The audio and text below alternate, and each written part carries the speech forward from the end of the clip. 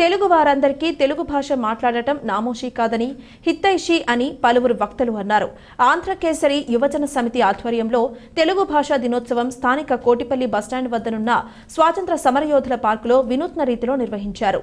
తెలుగు భాష, సంస్కృతి, వైభవాలను భావితరాలకు చెప్పాల్సిన అవసరం ఎంతైనా ఉందని పేర్కొన్నారు. తెలుగులోనే సంభాషిద్దాం, తెలుగువారిగా జీవిద్దాం అంటూ అందరూ ప్రమాణం చేసి తెలుగులో సంతకం చేశారు. ఈ కార్యక్రమంలో ముఖ్య అతిథిగా మహిళా ప్రముఖురాలు జక్కంపూడి విజయలక్ష్మి పాల్గొని తెలుగు భాష అందరికీ హితైషి అని, నామోషీ కాదని చెప్పారు. నగర తెలుగుదేశం పార్టీ అధ్యక్షురాలు కోసూరి చండీప్రియ, రాష్ట్ర తెలుగుదేశం నాయకురాలు కప్పల వెలుగు కుమారి తెలుగులోనే మాట్లాడదాం అంటూ ప్రమాణం చేసి సంతకాలు చేశారు.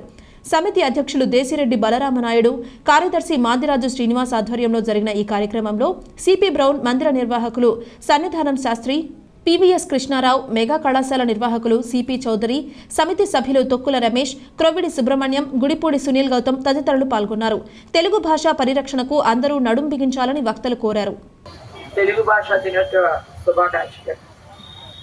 ఈ రోజున గిడుగు రామోత్పత్తులు అని 161వ జయంతి మనం నిర్వహించుకుంటున్నాం.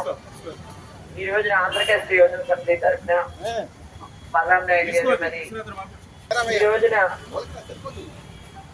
తెలుగు భాషలో ఉన్నటువంటి సాహిత్యాన్ని మనం చూస్తే ఎన్నో విజ్ఞానానికి సంబంధించిన విషయాలు తెలుసుకునేటటువంటి అవకాశం ఉంది. కానీ చాలా మంది తెలుగు మాట్లాడటమే నామోషిగా భావించేటటువంటి పరిస్థితులు వస్తాయి.